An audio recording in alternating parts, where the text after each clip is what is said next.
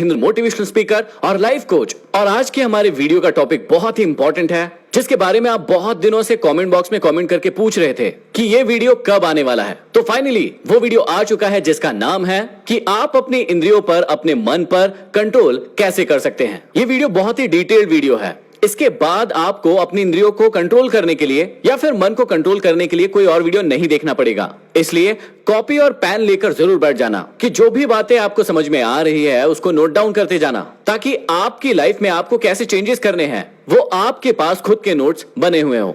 हर बार notes बनाने के लिए मैं इसलिए कहता हूं क्योंकि जब भी आप किसी चीज को देखते हैं, सुनते हैं, समझते हैं या सीखने की कोशिश करते हैं, मान लीजिए कि इस वीडियो को आपने शेयर तो कर दिया या फिर सेव करके भी रख लिया, लेकिन जब तक आप अपने खुद के एफर्ट, अपने खुद का दिमाग उन चीजों में नहीं लगाएंगे, वो चीज को आप पक्की तरीके से नहीं सीख पाएंगे। इसलिए मैं बार बार जोर देता हूं कि जब भी आप किसी भी वीडियो को देखें, चाहे मेरे वीडियो को देखें, चाहे किसी भी चीज को सीखने के लिए कोई वीडियो देखते हैं, तो अपने नोट्स उस चीज को लेकर जरूर बना लीजिए, ताकि वो बातें आपको बहुत अच्छे से समझ में आए। तो बात शुरू करते हैं कि अपने मन को या अपने इंद्रियों को आप अपने वश में, आप अपने कंट्रोल में कैसे कर सकते हैं। उन सभी चीजों को जानने से पहले हमें जानना होगा इंसान का बेसिक नियम। इंसान कैसा होता है? क्या मनुष्य के कुछ ऐसे बेसिक नेचर्स हैं जिसको हम कभी बदल ही नहीं सकते हैं, या कुछ ऐसी चीजें हैं जिसको हम बदल सकते हैं? तो सबसे पहले आपको उन्हीं चीजों के बारे में बहुत अच्छे से जानना होगा और इन चीजों को नोट भी करते जाइएगा। सबसे पहले इस बात को समझिए कि जब भी किसी इंसान का जन्म होता है तो दो चीजें उसको बाय डिफॉल्ट मिलती है, मतलब उसको इसके लिए कोई प्रयत्न करने की जरूरत नहीं पड़ती है, या वो ऐसा चाहे कि ये चीजें मेरे अंदर ना आए तो ऐसा भी नहीं हो सकता है। जैसे ही किसी इंसान का जन्म होता है, दो चीजें ऐसी है जो उसे बाय डिफॉल्ट मिलेगी ही, आप चाहें या ना चाहें उसमें आपकी कोई मर्जी नहीं चलेगी। पहली चीज है स्वार्थ, मतलब सेल्फिशनेस। आप इस बात को थोड़ा लॉजिकली समझने की कोशिश कीजिएगा, क्योंकि कई लोग इस बात को मानने से इनकार कर देंगे, लेकिन इससे कोई फर्क नहीं पड़ने वाला है। इस बात को आपको एक्सेप्ट करना होगा कि जब भी इंसान पैदा होता है उसके अंदर बहुत सारे स्वार्थ अपने आप ही डेवलप हो जाते हैं। और इसको समझने के लिए आप किसी बच्चे को देख सकते हैं, क्योंकि एक बच्चे के अंदर वो सारी चीजें होती है जो किसी मनुष्य के अंदर जन्मजात होती है। क्योंकि जब बच्चा पैदा होता है उसके बाद वो सारी की सारी चीजें सीखता है, लेकिन जो चीजें वो नहीं सीखता है अपने आप उसके अंदर आती है, वो चीज जन्मजात होती है। आपने कई बार इस बात को नोटिस किया होगा, और यदि नहीं किया है तो अब कीजिएगा। बच्चे अपने खिलौनों से बहुत ज्यादा लगाव रखते हैं, वो प्रेम रखते हैं उसके प्रति, कहीं न कहीं उनका स्वाद भी होता है। दिन भर वो अलग अलग गेम्स खेलते रहते हैं। अब दिन में एक ऐसी सिचुएशन मान लीजिए कि वो बच्चा अपने खिलौनों से नहीं खेल रहा है, वो किसी और चीज से खेल रहा है, लेकिन उसी समय में उसके घर पर कोई दूसरा बच्चा आ गया है। उस दूसरे बच्चे ने उस बच्चे के खिलौने देखे और वो उसके खिलौनों से खेलने लगा। अब ये पहला बच्चा जो भी कर रहा होगा, जो भी खेल खेल रहा होगा, उसका पूरा ध्यान वहां से हटकर अपने खिलौनों पर चला जाएगा और वो दूसरे बच्चे को उसके खिलौने खेलने नहीं देता है। यह आपने कई बार नोटिस किया होगा। कई बार आपने ये भी नोटिस किया होगा या ये भी देखा होगा कि कई बच्चे अपने माँ बाप की गोदी में नहीं होते हैं, लेकिन जब माँ बाप किसी दूसरे बच्चे को अपनी गोदी में लेते हैं तो उनका जो बच्चा होता है वो उस बच्चे को हटाने की मांग करता है कि इसे हटाओ और मुझे लो, इसको दूर कर दो। ये क्यों होता है? क्योंकि उसका वहां पर स्वार्थ छुपा है, और ये हमारा बेसिक नेचर है। ये कोई हमारे अंदर डालता नहीं है, ये बचपन से ही हमारे अंदर होता है। अब आप यहाँ पर सोच रहे होंगे कि मन और इंद्रियों को कंट्रोल करने से इस बात का क्या मतलब है। इस बात का बहुत बड़ा मतलब है, और आगे इस वीडियो में आपको समझ में आता जाएगा, इसलिए आप ध्यान से देखते रहिएगा। तो मनुष्य का पहला बेसिक गुण हो गया स्वार्थ, और ये स्वार्थ जो है वो बाय डिफॉल्ट आता है। अब ये दो प्रकार का हो सकता है, या तो ये नेगेटिव हो सकता है या फिर ये पॉजिटिव हो सकता है। नेगेटिव किस सेंस में हो सकता है कि मान लीजिए आपको किसी चीज को पाने की इच्छा है, उस चीज के लिए आपके मन में स्वार्थ है और आपको उसे पाना ही है। अब उसे पाने के लिए कई बार कई लोग किसी व्यक्ति को धोखा दे देते हैं, जो गलत है, और ये ही नेगेटिव सेंस का स्वार्थ होता है। लेकिन कई बार ये स्वार्थ पॉजिटिव सेंस का भी हो सकता है, जहां लेने की भावना नहीं होती, मतलब स्वार्थ की भावना नहीं होती, बल्कि देने की भावना होती है और त्याग की भावना होती है। अब इस बात को आप ध्यान से समझिएगा कि किसी भी व्यक्ति का अल्टीमेट गोल क्या होता है। मान लीजिए कि आप अपने जीवन में एक आईएएस ऑफिसर बनना चाहते हैं, आईपीएस ऑफिसर बनना चाहते हैं, या फिर गिटारिस्ट बनना चाहते हैं, सिंगर बनना चाहते हैं, कुछ भी चीज अपने जीवन में करना चाहते हैं, तो उन सभी चीजों का अल्टीमेट गोल क्या है? अल्टीमेट गोल है आपकी खुशी, आपका आनंद, आपका मजा। जो मजा उस चीज को करने में आपको मिलने वाला है, जो खुशी मिलने वाली है, उस चीज के लिए आप वो काम करते हैं। सीधी सी बात है कि आपका स्वार्थ छुपा है उस चीज के अंदर कि ये चीज यदि मुझे मिल जाए तो मुझे खुशी होगी, और उस चीज को पाने के लिए आप स्वार्थी हो जाते हैं। नेगेटिव सेंस में आपने जान लिया कि किसी को धोखा देकर आप अपने स्वार्थ की पूर्ति करेंगे, मतलब अपना सेल्फिशनेस पूरा करेंगे। लेकिन पॉजिटिव सेंस में भी ये चीजें होती हैं, इस बात को समझिए। यही चीज पॉजिटिव सेंस में कैसे होती है, एग्जांपल से समझिएगा। मान लीजिए कि एक माँ है और माँ के पास शाम को खाने के लिए सिर्फ 2 ही रोटी बची है, और उसे पता है कि अगले 2-3 दिन तक खाना घर में नहीं आने वाला है, और उसका एक ही बेटा है। बेटा खेल के घर में अंदर आया और बेटे ने पूछा कि माँ, मुझे तो बहुत भूख लगी है, मुझे जल्दी से कुछ खाने को दे दो। अब यहाँ पर सिर्फ 2 रोटी है, और बहुत अच्छे से माँ को पता है कि अगले 2-3 दिन तक हो सकता है कि हमें खाने के लिए कोई चीज ना मिले। तो अब यहाँ पर क्या क्या हो सकता है? यहाँ पर 3 कंडीशन बन सकती है। अब यहाँ पर पहली कंडीशन ये हो सकती है कि वो माँ दोनों रोटियां खुद खा ले, सेल्फिश होकर, और बच्चे को कहे कि तू अभी जवान है, तेरे अंदर बहुत एनर्जी है, तो तुझे इन रोटियों की जरूरत शायद इतनी ना पड़े जितनी मुझे है। दूसरी कंडीशन ये हो सकती है कि एक रोटी वो माँ खुद खा ले और एक रोटी अपने बच्चे को खिला दे, ताकि दोनों की थोड़ी थोड़ी भूख मिट जाए। लेकिन तीसरी कंडीशन ये हो सकती है, जो कि पूरी दुनिया में बिल्कुल होगी, कि वो माँ दोनों की दोनों रोटियां अपने बेटे को खिला देगी और उसकी भूख मिटाने की पूरी कोशिश करेगी। अब थोड़ा सा गहराई से सोचकर देखिए कि उस माँ ने उस बेटे को दोनों रोटियां क्यों दे दी? क्योंकि उस माँ को खुशी मिल रही थी त्याग से, ना कि स्वार्थ से। अब यहाँ पर 2 चीजें होती है, समझने की कोशिश कीजिएगा कि व्यक्ति का, इंसान का अल्टीमेट टारगेट क्या है? खुशी मिलना। जो भी चीजें वो कर रहा है उसे खुशी मिले, उसे मजा मिले। तो पहला, उसे खुशी कैसे मिल सकती है? वो मिल सकती है स्वार्थी होकर, किसी को धोखा देकर, परेशान करके वो चीज पा ले जिसे वो पाना चाहता है। लेकिन दूसरा, कई लोगों को खुशी मिलती है त्याग से, कि वो किसी चीज को पाने में खुशी नहीं ढूंढते, जबकि वो किसी चीज का त्याग करने में खुशी ढूंढते हैं। लेकिन फाइनली वो हुआ तो स्वार्थी। अब यहाँ पर समझने की कोशिश कीजिए कि यदि माँ दोनों रोटियां खा लेती तो हो सकता है कि उनकी भूख मिट जाती, वो उस समय स्वार्थी हो जाती, लेकिन वो कभी भी खुश नहीं हो पाती, और उन्हें चाहिए थी अपनी खुशी, और अपनी खुशी के लिए उन्होंने रास्ता चुना त्याग का। उन दोनों रोटियों को त्याग कर दिया अपनी खुशी के लिए, अपने बच्चे की खुशी के लिए। आज आपने बहुत सारे ऐसे धनी लोगों का नाम जरूर सुना होगा जिन्होंने पहले बहुत ज्यादा धन कमाया, लेकिन आज वो उसी धन का त्याग कर रहे हैं, उसी को डोनेट कर रहे हैं, और उस डोनेशन में उन्हें बहुत ज्यादा खुशी मिलती है। अब इसी एग्जाम्पल को आप भगत सिंह के ऊपर भी लेकर देख सकते हैं कि भगत सिंह ने भी स्वार्थ नहीं दिखाया था, त्याग दिखाया था, क्योंकि उन्हें पता था कि यदि मैं स्वार्थी हो जाऊंगा, इस जेल से, इस फांसी के फंदे से बाहर निकल भी जाऊंगा,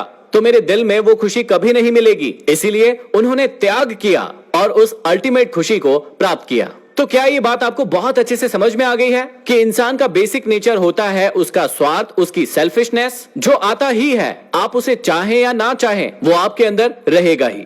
और इंसान का दूसरा बेसिक नेचर होता है उसकी वासनाएं। वासनाओं का मतलब होता है उसकी इच्छाएं, उसका लस्ट, उसकी डिजायर, किसी भी चीज को पाने की इच्छा। ये भी किसी भी इंसान का बेसिक नेचर है, और ये बाय डिफॉल्ट इंसान के अंदर आता ही है, वो चाहे या ना चाहे। इच्छाएं, डिजायर, लस्ट, वासनाएं उसके अंदर होती ही हैं। अब इस बात को अपने ऊपर अप्लाई करके देखिए। कई बार आपने सोचा होगा किसी चीज को नहीं पाने के लिए, आपने सोचा होगा कि मुझे ये चीज नहीं करना है, ये चीज गलत है, लेकिन उसके बाद भी आपकी इच्छाएं बार बार उस चीज को करने के लिए होती है, आपका मन बार बार कहता है उस चीज को करने के लिए। तो ये बाय डिफॉल्ट है, आप चाहें या ना चाहें, ये आपके साथ होगा ही। अब कई लोग सोचते हैं कि मैं इसको खत्म कर दूं, मैं इसको पूरा कंट्रोल कर लूं, लेकिन ये कभी भी खत्म नहीं हो सकती है, क्योंकि ये ईश्वर ने डालकर भेजा है आपके सिस्टम में, ये फीड है।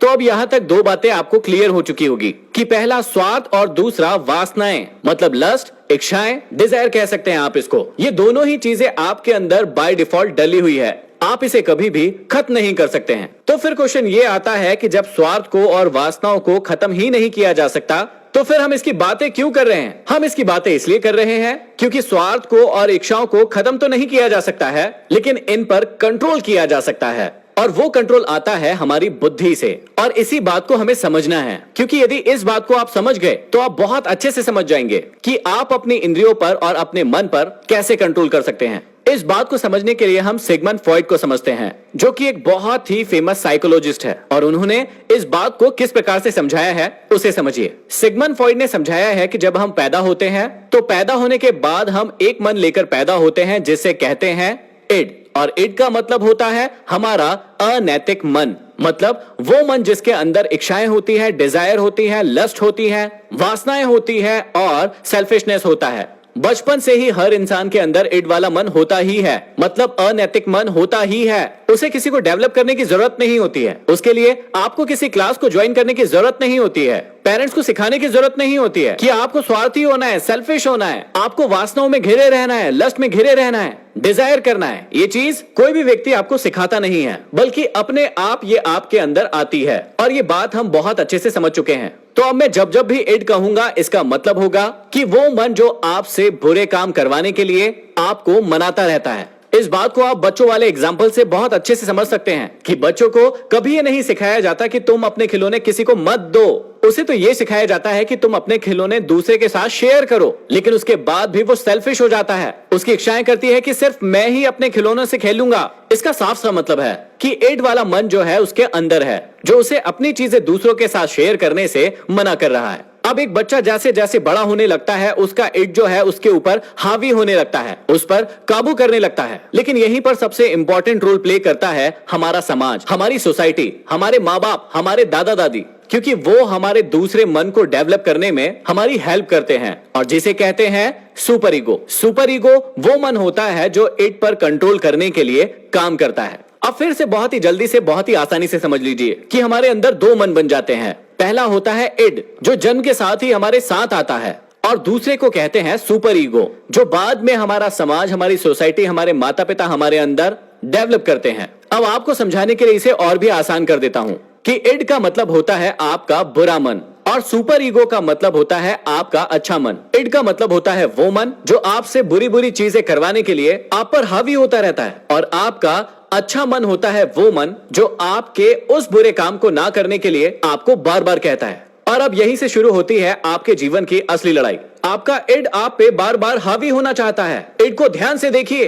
वो आप पर बार बार हावी होना चाहता है और आपको कहता है कि इन इच्छाओं की पूर्ति कर, इन वासनाओं की पूर्ति कर, इस प्रकार का लालच कर, इससे तुझे ये मिल जाएगा। लेकिन आपका अच्छा मन मतलब सुपर ईगो आपको बार बार समझाएगा कि ऐसा करने से तेरे साथ बहुत ज्यादा गलत हो सकता है, ये चीजें मत कर, इन चीजों से तुझे कुछ नहीं मिलने वाला है। इस प्रकार दोनों के बीच में बहुत ज्यादा लड़ाई होती रहती है। अब यहाँ से आपको बहुत अच्छे से समझ में आएगा, क्योंकि यही चीज आपके साथ हर दिन होती है। आप कहते हैं ना कि आपके मन के अंदर दो बातें चलती रहती हैं। एक चीज आपको बताती है कि ये चीज अच्छी है, और एक चीज बताती है कि ये चीज बुरी है। अब कई लोग इसी को मन की बात और दिल की बात कहते हैं, कि दिल की बात मतलब बहुत अच्छी अच्छी बातें, और मन की बातें मतलब बहुत बुरी बुरी बातें। लेकिन ऐसा कुछ भी नहीं होता है। दिल कभी भी बोलता नहीं है, वो तो खून को पंप करने के लिए होता है, हमारे ब्लड को पंप करने के लिए होता है। जबकि मन के ही दो भाव होते हैं, एक होता है इड और एक होता है सुपर ईगो। अब जब भी इड और सुपर ईगो के बीच में लड़ाई चलेगी तो यहाँ पर तीन कंडीशन बन सकती है। पहली कंडीशन ये होगी कि हो सकता है कि आपका जो इड है, मतलब आपका जो बुरा मन है, वो आपके अच्छे मन के ऊपर काबू पाले, वो हावी हो जाए, आपसे वो सब काम करवाए जो आप बिल्कुल भी नहीं करना चाहते हैं। और ऐसा उन लोगों के साथ होता है जिनका बचपन से ही नैतिक मन, या फिर जिनके अंदर अच्छे वैल्यूज नहीं डाले गए हैं, जिनको अपने मन पर काबू रखना नहीं सिखाया गया है। और ऐसी कंडीशन में हर वो व्यक्ति जिसके इड ने उस पर काबू पा लिया है, वो गलत काम ही करेगा। मान लीजिए कि उसे वीडियो गेम खेलने का मन कर रहा है और पढ़ाई करने का मन नहीं कर रहा है, तो उसका इड कहेगा कि वीडियो गेम खेल, पढ़ाई तो बाद में हो जाएगी, पढ़ाई में क्या रखा है। लेकिन उसका सुपर ईगो मतलब अच्छा मन कहेगा कि नहीं, पहले पढ़ाई कर, अच्छे परसेंट बना, थोड़ा वीडियो गेम खेल, एंटरटेन भी हो, लेकिन अच्छा काम पहले कर। दूसरी कंडीशन ये हो सकती है कि किसी व्यक्ति का सुपर ईगो मतलब अच्छा वाला मन, अनैतिक मन मतलब इड को पूरी तरीके से दबा दे।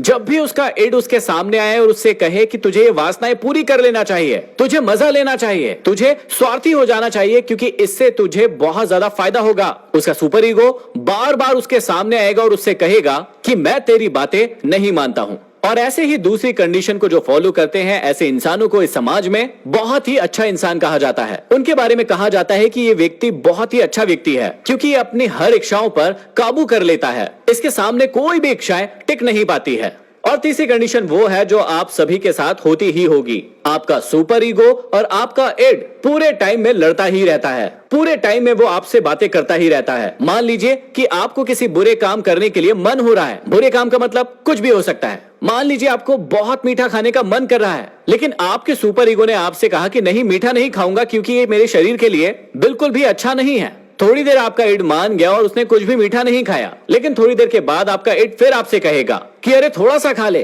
थोड़े से में क्या होता है। उसके बाद आपका सुपर ईगो फिर से उसे मना करेगा और ऐसी ही प्रोसेस जिंदगी भर चलती रहती है कि आपका ईड और आपके सुपर ईगो के बीच में घमासान लड़ाई होती रहती है और वही लड़ाई जीवन भर आप लड़ते रहते हैं। और इसी इड और सुपर ईगो की लड़ाई को मेंटेन करना, कंट्रोल करना कहलाता है आपकी इंद्रियों को कंट्रोल करना और आपके मन को कंट्रोल करना। अब इस बात को समझिए, दुनिया के अलग अलग हिस्सों में अलग अलग तरीकों से अपने मन को, अपनी इंद्रियों को वश में करने के लिए बहुत सारी चीजें बताई गई है। भारत में भी गीता जी में मन को वश में करने के लिए, अपनी इंद्रियों को काबू करने के लिए यही बात समझाई है। उसे ध्यान से समझिएगा। गीता जी में भी यही बात समझाई गई है कि हमारी इंद्रियां पूरे तरीके से हमारे शरीर को कंट्रोल करती है। जैसी हमारी इंद्रियां चाहेंगी वैसे ही हमारे शरीर से वो काम करवाएगी। इंद्रियों का मतलब क्या हो गया? हमारी आंखें, हमारे कान, हमारा मुंह, हमारी नाक और हमारी त्वचा, वो जैसा चाहती है हमारे शरीर से काम करवाती है। लेकिन हमारी इंद्रियों को कंट्रोल करता है हमारा मन। और हमारे मन को समझने के लिए अभी हमने पूरी थ्योरी समझी। इड वाला मन और सुपर ईगो वाला मन, एक अच्छा मन और एक बुरा मन, जो कि कंट्रोल करता है हमारी इंद्रियों को। यही मन हमें कहेगा कि हमें क्या खाना चाहिए, हमें क्या नहीं खाना चाहिए, हमें क्या करना चाहिए, हमें क्या नहीं करना चाहिए, किसी के साथ बुरा करना चाहिए कि नहीं करना चाहिए। यही चीज बताएगा हमारा मन।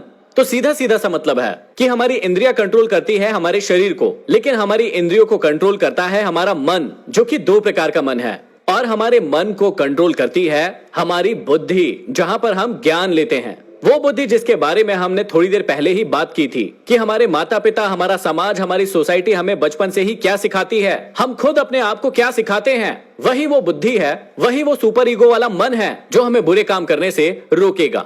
अब यदि आप में से कोई ऐसा सोचता है कि कोई ऐसा ताबीज होगा, कोई अंगूठी होगी, कोई धागा होगा, कोई मंत्र होगा जिससे हमारा मन और हमारी इंद्रियां कंट्रोल में आ जाएगी, तो आप बहुत ही गलत सोच रहे हैं और आप बहुत ही इलॉजिकल सोच रहे हैं। ऐसा बिल्कुल भी नहीं होता है। हमारी इंद्रियों को और हमारे मन को वश में करने के लिए सिर्फ यही दो चीजें हैं जिस पर आपको कंट्रोल करना है। इड आपको बार बार कहेगा कि ये काम कर कर कर और स्वार्थी बन, अपनी वासनाओं को पूरा कर। और आपका सुपर ईगो आपको बार बार कहेगा, आपका विवेक, आपकी बुद्धि आपको बार बार कहेगी कि इस चीज को मत कर। इन दोनों के बीच में कंट्रोल ही आपकी इंद्रियों पर कंट्रोल है और आपके मन पर कंट्रोल है। तो यदि आप अपनी लाइफ को एंजॉय करना चाहते हैं तो इंद्रियों और मन को कंट्रोल में करने का सिर्फ एक ही तरीका है और वो है बैलेंस। बैलेंस ही वो तरीका है जिससे आप अपने इड और सुपर ईगो को बैलेंस में रख सकते हैं और अपनी लाइफ को बहुत ही अच्छे से जी सकते हैं। यदि आपका इड आपके ऊपर हावी हो गया तो आप एक हत्यारे बन सकते हैं, एक पापी बन सकते हैं, एक गलत काम करने वाले इंसान बन सकते हैं। लेकिन मान लीजिए कि आपका सुपर ईगो आपके ऊपर हावी हो गया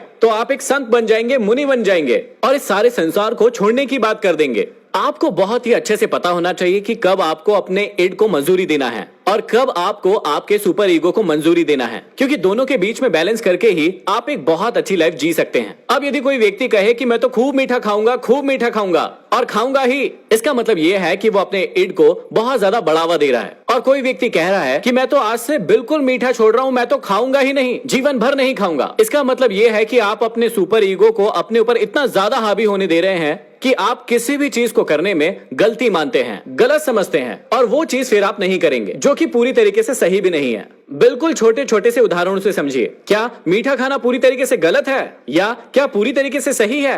बिल्कुल नहीं, दोनों के बीच में बैलेंस होना चाहिए। क्या वीडियो गेम खेलना पूरी तरीके से गलत है या पूरी तरीके से सही है? बिल्कुल नहीं, यहाँ पर भी बैलेंस होना चाहिए। क्या सेक्स करना या सेक्स की इच्छा पूरी तरीके से गलत है? ऐसा नहीं कह सकते हैं, उनके बीच में बैलेंस होना चाहिए। तो यही बैलेंस हमें हमारी जिंदगी में लाना होगा, इड और सुपर ईगो के बीच में, तभी हम एक बहुत अच्छी लाइफ जी पाएंगे। मुझे पता है कि अब आपके मन में बहुत सारे प्रश्न ऐसे चल रहे होंगे क्योंकि आज आपने बहुत सारी नई चीजें सीखी है जो आपको कभी भी किसी ने नहीं बताई थी और आपने कभी भी इन चीजों के बारे में सोचा नहीं होगा। और हो सकता है कि मेरी बातों में से कई बातें आपको गलत भी लगे और उससे मुझे कोई भी दिक्कत नहीं है। आप अपने कमेंट लिखकर मुझे कमेंट बॉक्स में जरूर बता सकते हैं कि कौन सी चीजें आपको समझ में आई, कौन सी नहीं आई, या किस चीज के साथ आप एग्री करते हैं और किस चीज के साथ आप एग्री नहीं कर सकते हैं। लेकिन थोड़ा सा लॉजिकल सोचकर जरूर देखिएगा कि ये चीजें आपके जीवन को किस प्रकार से बदल कर रख सकती है और आपके जीवन को बहुत ही अच्छा बना सकती है। आशा करता हूं कि आज आपको बहुत सारी बातें समझ में आई होगी